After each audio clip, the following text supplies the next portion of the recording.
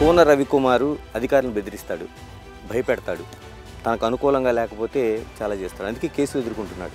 అతి సామాన్యుడైన నా దగ్గరకు వచ్చి ఈ పని ప్రభుత్వ అధికారులతో పని కావాలి అని అంటే వారికి విన్నవించడం, అధికారుల దృష్టికి తీసుకుని వెళ్ళడం, విన్నవించడం ఇది నా కర్తవ్యం. నేను మాట్లాడటమే మీరు బెదిరించడం అనుకుంటే బెదిరించాలని అనుకోండి. I don't bother about. Tammineni Sitaram గారు, మీరు కోన రవికుమార్ గారు మేనమామ, మేనల్లుడు, బావ, బామర్ది. ఉంటే అధికారం అక్కడైనా ఉండాలి, ఎక్కడైనా ఉండాలి. ఇది ఒక లాలూచి కుస్తీగా వస్తున్న మాటలు ఏమని చెప్తారు? నా పార్టీ సిద్ధాంతం నాకు ముఖ్యం, నా విలువలు నాకు ముఖ్యం. అన్నిటికన్నా మించి, కుటుంబం కన్నా మించి నా వ్యక్తిగత విలువలు, రాజకీయ విలువలు నాకు ముఖ్యం. వైసీపీ మీద ప్రజా వ్యతిరేకత అనేది నడుస్తుందని చెప్తున్నారు. ఈ ఫ్యాక్టర్ మాత్రమే మనకి ఈ శ్రీకాకుళం జిల్లాలో పనిచేస్తుంది. వ్యతిరేకత వేరు, అసహ్యం వేరు. జగన్మోహన్ రెడ్డి అనే వ్యక్తిని అసహించుకుంటున్నారు. అంటే ఆమదాల వలసలో దిగిన తర్వాత శ్రీకాకుళం వరకు మేము బై రోడ్డు ప్రయాణించాం. ఆ రోడ్లు చూస్తుంటే అంతకంటే ప్రమాదకరమైన రోడ్లు ఇంకోటి కనిపించట్లేదు. మరి దాన్ని ప్రశ్నించాల్సిన ప్రధాన ప్రతిపక్షం వైఫల్యం కనిపించడం లేదు. కేవలం సీతారాం అవినీతి వలన రోడ్డు అలా అయింది. ఆ కాంట్రాక్టర్లని భయపెట్టి, ప్రలోభపెట్టి ఆ కాంట్రాక్టర్ దగ్గర నుంచి 2 కోట్ల రూపాయల కమిషన్ దాన్ని.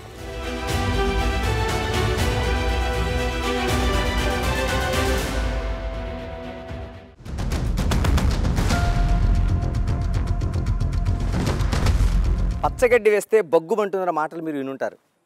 కానీ ఒక్కసారి ఆమదాల వలస వచ్చి మీరు కోన రవికుమార్, మన స్పీకర్ తమ్మినేని సీతారాం మధ్య వేసి చూడండి, మండుతుందో లేదో మీకే అర్థమవుతుంది.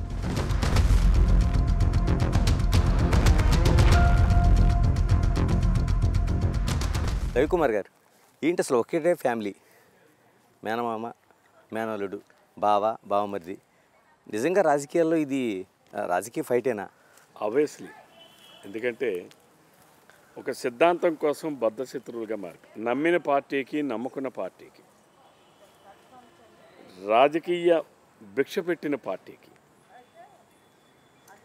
మనం ఎవరో, మన కుటుంబం ఏమిటో ప్రపంచానికి తెలియజేసినటువంటి పార్టీకి మోసం చేయడం అనేది అది సరైన పద్ధతి కాదు అనేది నా అభిప్రాయం. ప్రజాసేవ చేయడానికి ఒక రాజకీయ పార్టీ చాలు. స్వర్గీయ నందమూరి తారక రామారావు గారు మహానుభావుడు స్థాపించినటువంటి తెలుగుదేశం పార్టీ. తెలుగు జాతి ఉన్నంత వరకు, సూర్యచంద్రులు ఉన్నంత వరకు తెలుగుదేశం పార్టీ ఉంటుంది. దానికి నిదర్శనం తెలుగుదేశం పార్టీ పని అయిపోయింది అన్నటువంటి వాళ్ళు ఎక్కడికో వెళ్ళిపోయారు తప్ప తెలుగుదేశం పార్టీ మాత్రం ప్రజల మధ్యన సజీవంగానే ఉంది. రవికుమార్ గారు, ఒక్క విషయం ఇక్కడ, మీరు నమ్మక ద్రోహం చేసిందని ఏదైతే చెప్తున్నారో, ఆయన 2019లో మీపైన విజయం సాధించారు. అది కూడా చిన్న విజయం కాదు. దాదాపు అంతకుముందు మీరు 5,000 అయితే ఆయన దానికి రెట్టింపు దాంట్లో విజయం సాధించాడు. ఎలా సాధ్యమైంది? అంటే మీరు అనుకుంటున్నట్టు నమ్మక ద్రోహం ప్రజల దృష్టిలో లేదనుకుంటున్నారు? అది కాదు. నేను 2019లో నా ఓటమికి కారణం, ప్రధానమైనటువంటి కారణం రాంగ్ క్రాస్ ఓటింగ్. ఓకే, ఏ విధంగా? రాంగ్ క్రాస్ ఓటింగ్ అంటే తెలుగుదేశం పార్టీ శాసనసభ అభ్యర్థిగా నేను, తెలుగుదేశం పార్టీ పార్లమెంట్ అభ్యర్థిగా శ్రీ కింజరాపు రామ్మోహన్ నాయుడు గారు.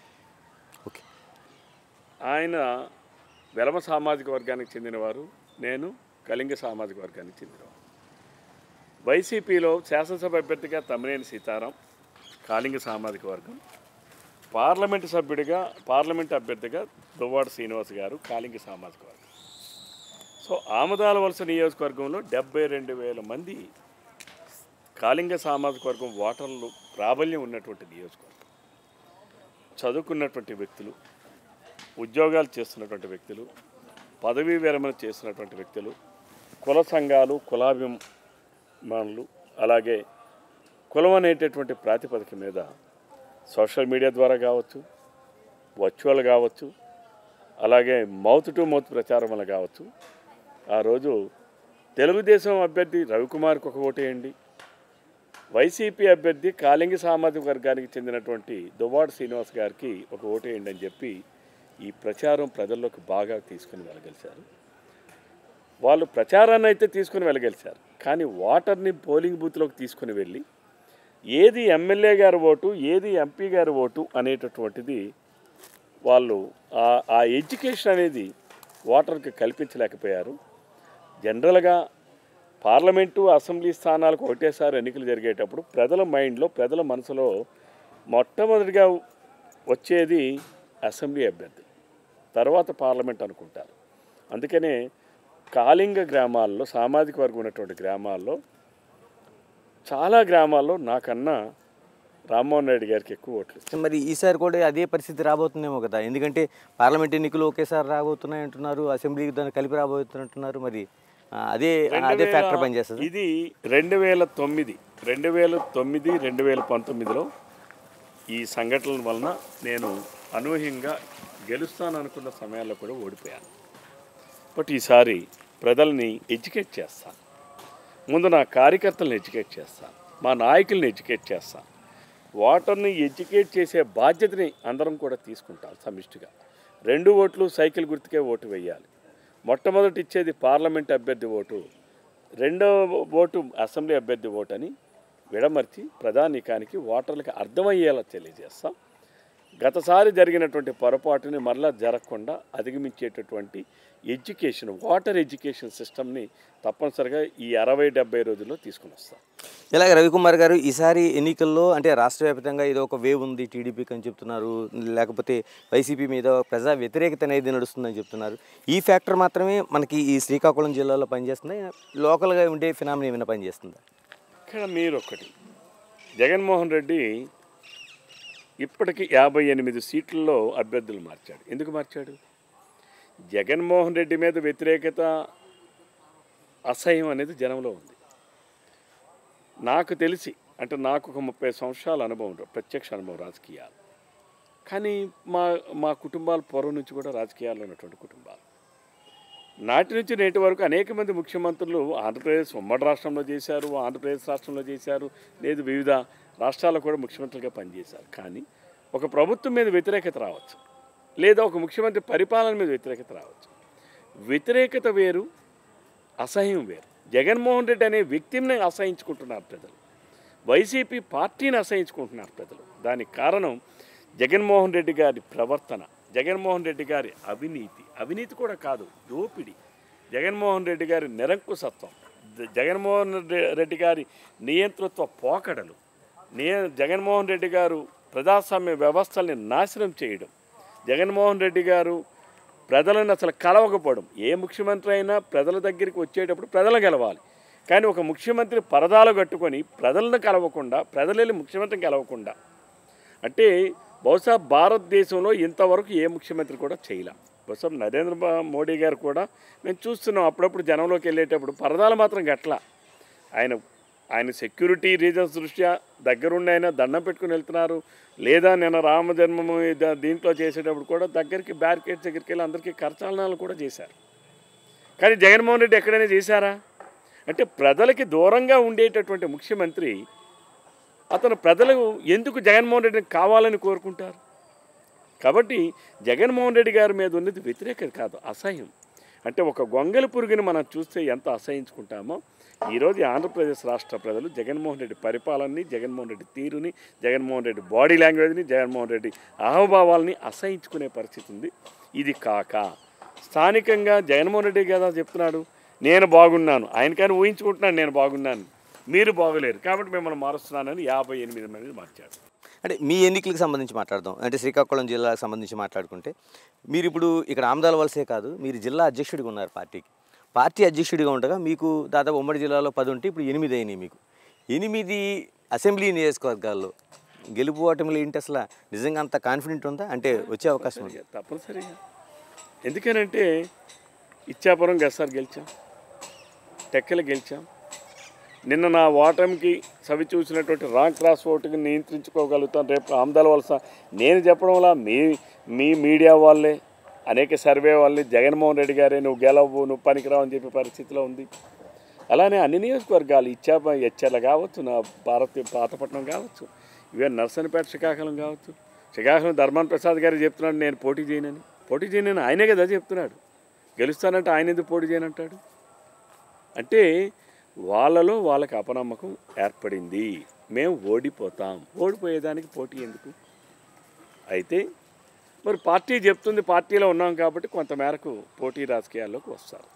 కాబట్టి శ్రీకాకుళం జిల్లా బేసిక్గా కాంగ్రెస్కి వ్యతిరేకంగా ఉన్నటువంటి జిల్లా ఇది. కాంగ్రెసే వైఎస్ఆర్సీపీగా రూపాంతరం చెందింది. అంతేగాని కాంగ్రెస్ వేరు వైఎస్ఆర్సీపీ పార్టీ వేరు కాదు. కాంగ్రెస్ వైఎస్ఆర్సీపీ పార్టీ ఒకటే. పూర్వం నుంచి ఇప్పుడు సపోజ్ నా గ్రామంలో కాంగ్రెస్ ఉన్నారు, వాళ్ళే వైఎస్ఆర్సీపీ జెండా పట్టుకున్నారు. లేదు ఇంకో గ్రామంలో తీసుకోండి, ఇంకో నాయకులు తీసుకోండి. ధర్మాప్రసాద్ గారు 2014 ముందు వరకు ఆయన ఏమో కాంగ్రెస్లో ఉన్నారు, 2014లో వైఎస్ఆర్సీపీ. కృష్ణదాస్ గారు 2014 ముందు వరకు కాంగ్రెస్లో ఉన్నారు, తర్వాత వైఎస్ఆర్సీపీ. వీళ్ళందరూ కూడా అదే కదా. కాబట్టి కాంగ్రెస్కి వ్యతిరేకంగా ఉన్నటువంటి జిల్లా శ్రీకాకుళం జిల్లా.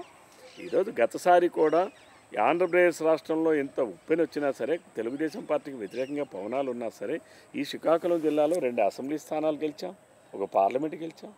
రేపు ఈ పరిస్థితుల్లో శ్రీకాకుళం జిల్లాలో ఒక్క సీటు కూడా వాళ్ళకి వస్తుందని మీరు ఎలా ఊహిస్తారు అసలు? అంటే ఇప్పుడు ఇంతకుముందు పరిస్థితి వేరే. ఇప్పుడు టీడీపీ మీకు జనసేన పవన్ కళ్యాణ్ మీతో ఒక పొత్తు ధర్మం ఉంది. ఈ పొత్తు ధర్మంలో అంటే 8కి 8 మీకే వస్తున్నాయి, వాళ్ళ డిమాండ్ ఏం లేదా? అంటే నేను డిమాండ్ లేదు అని నేను చెప్పను, కానీ వాస్తవాలకు దగ్గరగా ఇరు పార్టీలు కూడా నడుచుకోవాలి. పవన్ కళ్యాణ్ గారు మొట్టమొదటి నుంచి 2 సంవత్సరాల నుంచి ఆయన ఇచ్చేటటువంటి పిలుపు వైసీపీ రహిత ఆంధ్రప్రదేశ్ రాష్ట్రం, జగన్మోహన్ రెడ్డి రహిత ఆంధ్రప్రదేశ్ రాష్ట్రం. వైసీపీ రహిత ఆంధ్రప్రదేశ్ రాష్ట్రం అంటే ఏంటి దాని అర్థం? వైసీపీని ఈ రాష్ట్రంలో ఒక్క సీటు కూడా గెలవలేకుండా చేయడమే తెలుగుదేశం జనసేన ఉమ్మడి ఇరు పార్టీల తాలూకు లక్ష్యం కావాలి. అంటే 175కి 175. ఎస్, అంతే కదా. వైసీపీ రహిత ఆంధ్రప్రదేశ్ రాష్ట్రం అంటే అర్థం ఏంటి? అధికారానికే కాదు, వైసీపీ రహిత ఆంధ్రప్రదేశ్ రాష్ట్రం అంటే ఆంధ్రప్రదేశ్ రాష్ట్రం నుంచి వైసీపీ అనే పార్టీనే తరిమి కొట్టాలి, వైసీపీ పార్టీలు తలుపులు మూసేయాలి. వైసీపీ రహిత ఆంధ్రప్రదేశ్ రాష్ట్రం అంటే 175 స్థానాలు కూడా తెలుగుదేశం జనసేన కూటమి గెలవాలి. ఈరోజు ఇరు పార్టీల నాయకులు కానీ, ఇరు పార్టీల కార్యకర్తలు కానీ, లేదు మా అధినాయకులు కానీ, పవన్ కళ్యాణ్ గారు కానీ, చంద్రబాబు నాయుడు గారు కానీ వాస్తవాలకు దగ్గరగా ఎక్కడ ఏ అభ్యర్థికి జనసేన అభ్యర్థి బలంగా ఉన్నారంటే, జనసేన అభ్యర్థికి జనంలో బలంగా ఉన్నారంటే వారి ఇరువురు అనేక నివేదికలు తెప్పించుకొని వాస్తవాలకు దగ్గరగా జనసేన అభ్యర్థి బలంగా ఉన్న దగ్గర జనసేన అభ్యర్థిని బలపరచాలి, తెలుగుదేశం పార్టీ బలంగా ఉన్న దగ్గర తెలుగుదేశం పార్టీ అభ్యర్థులను బలపరచాలి. తద్వారానే మనం వైసీపీ రహిత ఆంధ్రప్రదేశ్ రాష్ట్రాన్ని ఏర్పాటు చేసుకోవాలి. అయిపోయింది. ఆ చార్ట్ అవుట్ ఏ విధంగా చేయబోతున్నారు? ఎందుకంటే ఎవరి కారు వాళ్ళ ఆశావాదులు ఉన్నారు. చేసుకుంటారా, ఏ రకంగా దాన్ని పరిష్కరించుకుంటారా అనేది మా 2 పార్టీల మా అగ్రనాయకత్వం. అంటే జిల్లాకు సంబంధించి మీరు అధ్యక్షుడు అంటే ఒక కీలకమైంది. అంటే ఇప్పుడు ఒక విధంగా అక్కడ నిర్ణయాలు జరిగినా మీ చిప్పు చాలా వరకు పనిచేస్తుంది పార్టీకి. అంటే పార్టీలో జిల్లా పార్టీ అధ్యక్షులుగా మా పాత్ర కింద స్థాయి నాయకత్వాల నుంచి రాష్ట్ర స్థాయి నాయకత్వం, జాతీయ నాయకత్వానికి అనుసంధానం చేసేటటువంటి పాత్ర. ఇక్కడున్న సమాచారాన్ని అక్కడికి చేరవేస్తాం, లేదు పైనుంచి ఉన్న సమాచారాన్ని కిందకి తీసుకొస్తాం. ఇది కానీ జిల్లా పార్టీ అధ్యక్షుడిగా సీట్లు నిర్ణయించేటటువంటి ఆ స్థాయి ఇవి ఆ జిల్లా పార్టీ అధ్యక్షులకు ఉండవు. అది కరెక్ట్ కూడా కాదు. ఎందుకంటే మా దగ్గర ఉన్నటువంటిది చాలా వెరీ వెరీ లిమిటెడ్ ఇన్ఫర్మేషన్. ఆ వ్యాస్ట్ ఇన్ఫర్మేషన్ అనేటటువంటిది మా అగ్రనాయకులు వాళ్ళ అనేక వేరియస్ యాంగిల్స్లో, అనేక రూపాల్లో, అనేక వ్యవస్థల ద్వారా, అనేక సంస్థల ద్వారా కూడా తెప్పించుకునేటటువంటి పరిస్థితి ఉంటుంది. వాటన్నిటిని ఎనలైజ్ చేయాలి. ఎనలైజ్ చేసి వాస్తవానికి దగ్గరగా అంటే ఏంటి? వైసీపీ రహిత ఆంధ్రప్రదేశ్ రాష్ట్రం. ఇలాగ ఆమదాల వలస వరకు సంబంధించి చెప్పండి. ఆమదాల వలసలో గత ఎన్నికల్లో తమ్మినేని సీతారాం విజయం సాధించారు. మరి ఈసారి మీ పరిస్థితి ఏంటి? అంటే ఏ విధంగా వెళ్ళబోతున్నారు? గతసారి కొద్దిగా గెలిచేస్తామని అతి ధీమా మా కార్యకర్తలో కావచ్చు, నాలో కూడా కొద్దిగా ఉంది. ఎందుకంటే 50 సంవత్సరాల్లో చేయలేని పనుల్ని 5 సంవత్సరాల్లో నియోజకవర్గంలో పనిచేశారు. అనేక కార్యక్రమాలు రూపొందించారు. విలేజ్ లెవెల్ ఇన్ఫ్రాస్ట్రక్చర్ క్రియేట్ చేశారు. ప్రతి గ్రామానికి తారు రోడ్లు వేసేటువంటి కార్యక్రమాలు చేశారు. 200 జనాభా ఉన్నటువంటి గ్రామాలు, 100 దాటిన జనాభా దాటిన గ్రామాలకు కూడా తారు రోడ్డు సౌకర్యం కల్పించడానికి అన్ని ఏర్పాట్లు చేశారు. ఆ పనులు కూడా ఈరోజు వరకు కూడా పూర్తి చేయించలేకపోయాడు ఈ తమ్మినేని సీతారాం. అలాగే నా నియోజకవర్గంలో ఒక 15,000 కొత్త ఆయకట్టుకి, అంటే ఏదైతే వర్షాధారంతో పండేటటువంటి ఆయకట్టుకి నీరు ఇయ్యాల్సినటువంటి కార్యక్రమాలను రూపొందించా. అదే నదుల అనుసంధానం, నాగావళి వంశధార నదుల అనుసంధానం కావచ్చు, అలానే మడ్డు వలసది కావచ్చు, అట్లానే ఇంకా లిఫ్ట్ ఇరిగేషన్ ద్వారా కావచ్చు. ఇవన్నీ కూడా ఒక 20,000 ఎకరాలు కొత్త ఆయకట్టుకు నీరు ఇచ్చే కార్యక్రమాలు, అవి కూడా పూర్తి చేయించలేకపోయారు. అలానే త్రాగునీటి అవసరాలకి 315 కోట్ల రూపాయలు నియోజకవర్గం మొత్తం మంజూరు చేశా. మాకు అదృష్టం ఏంటంటే ఒక పక్కన నాగావళి నది, ఒక పక్కన వంశధార నది. ఈ 2 నదుల తాలూకు నీటిని అక్కడ నుంచి ప్రతి గ్రామానికి, ప్రతి ఇంటికి తాగడానికి నీరు ఇచ్చే కార్యక్రమాన్ని చేశాం. వాటన్నిటిని కూడా ఈరోజు కూడా చేయలేకపోయారు. కదండి, మేము అది శ్రీకాకుళం అంటే ఆమదాల వలసలో దిగిన తర్వాత శ్రీకాకుళం వరకు మేము బై రోడ్డు ప్రయాణించాం. ఆ రోడ్లు చూస్తుంటే అంతకంటే ప్రమాదకరమైన రోడ్లు ఇంకోటి కనిపించట్లేదు.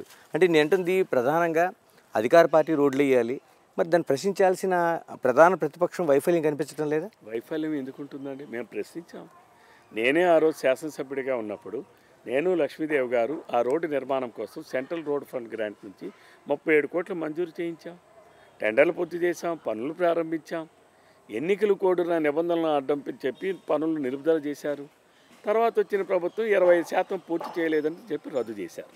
కానీ ఆ రోడ్డుకి ఇవతల పక్క ఒక రెవెన్యూ మంత్రి ఉన్నాడు, అవతల పక్క ఒక స్పీకర్ ఉన్నాడు. వీళ్ళిరువురు తిరిగి ఆ రోడ్డును మంజూరు చేయడానికి వాళ్ళిద్దరికీ 2.5 సంవత్సరాల కాలం పట్టింది తిరిగి మంజూరు చేయడానికి. మంజూరు చేసిన పనిని ఎగ్జిక్యూట్ చేయడానికి ఈరోజు కూడా లేదు. ధర్మాన ప్రసాద్ గారు ఆ మధ్యనే మాట్లాడారు, మీకు పథకాలు ఇస్తున్నాం కదా, మీరు రోడ్లు అడుగుతారు ఏంటని ప్రశ్నించింది ధర్మాన ప్రసాద్ గారే.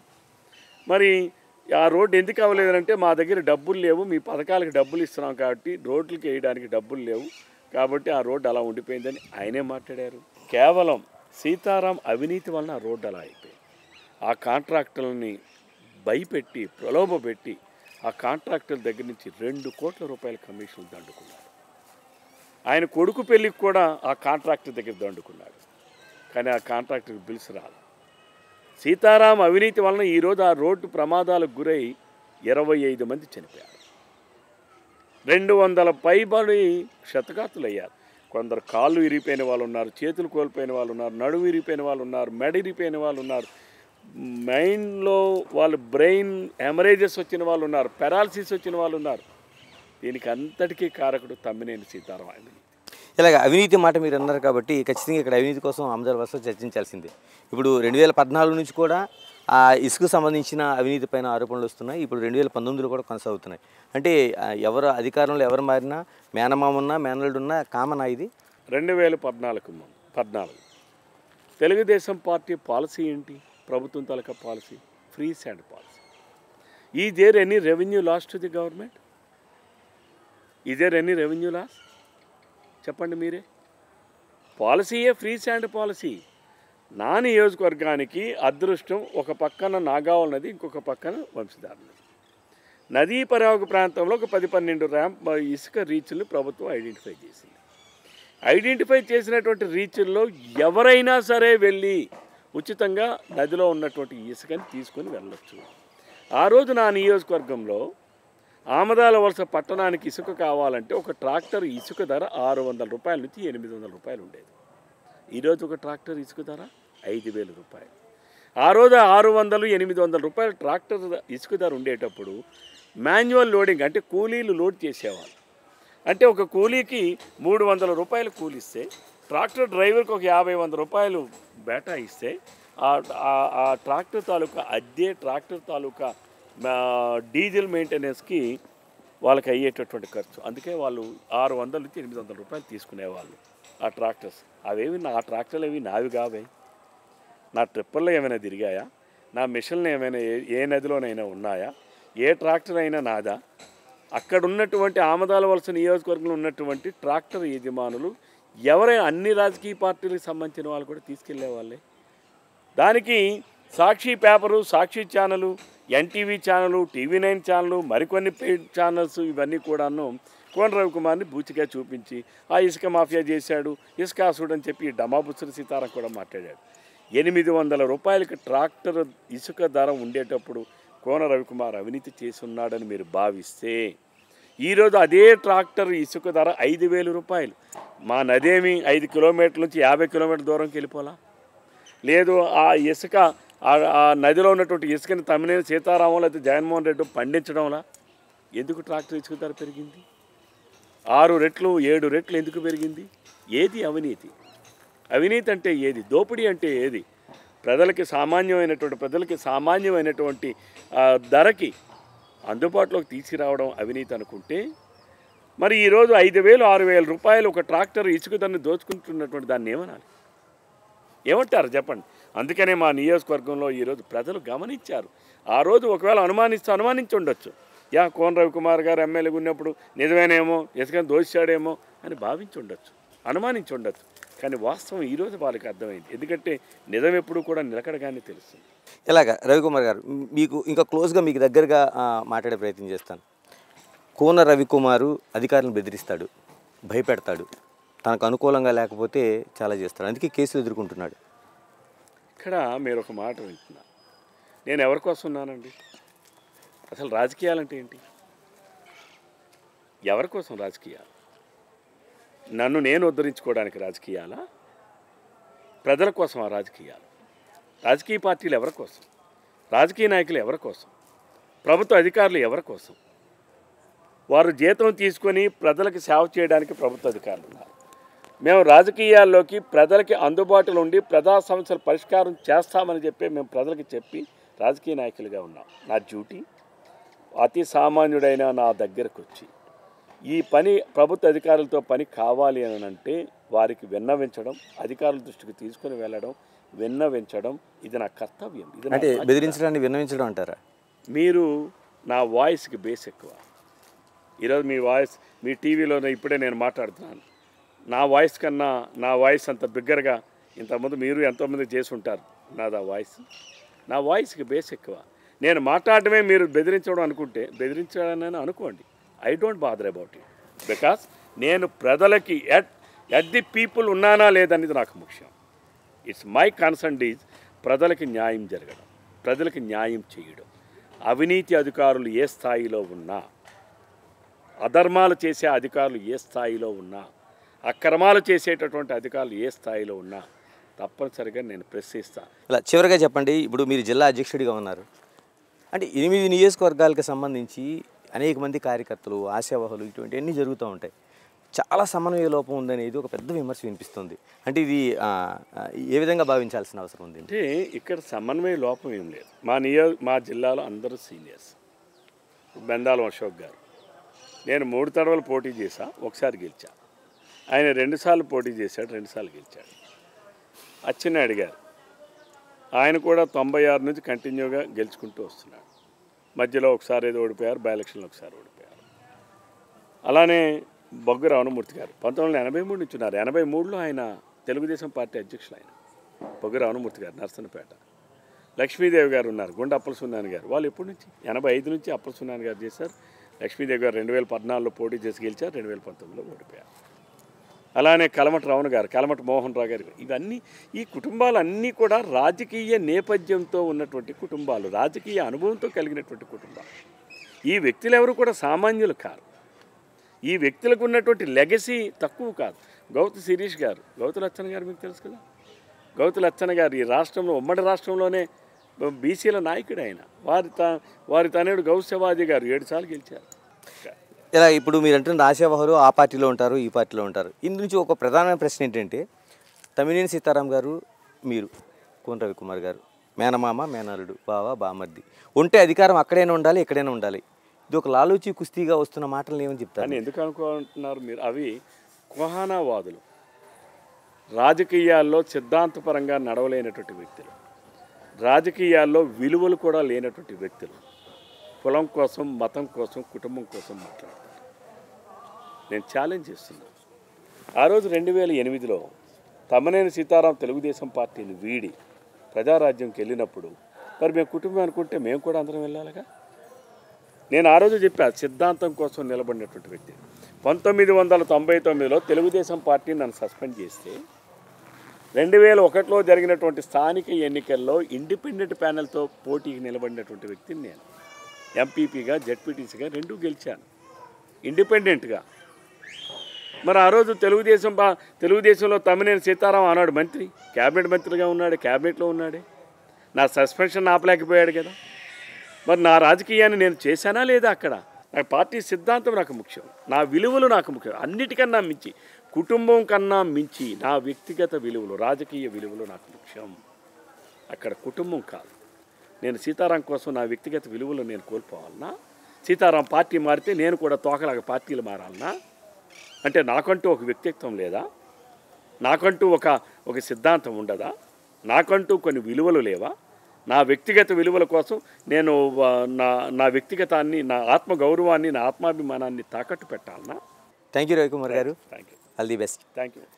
ఇది మనకి ఆమ్దాల వలసలో నేనే ఎమ్మెల్యే కార్యక్రమంలో మనకు వినిపిస్తున్న ఒక హోరాహోరీ మాటలు. మరి ఎన్నికలు ఏం తేల్చబోతున్నాయి, మరి ఈ ఆముదాల వలస ఫలితాలు ఎంతటి హాట్ టాపిక్గా నిలబోతున్నాయి.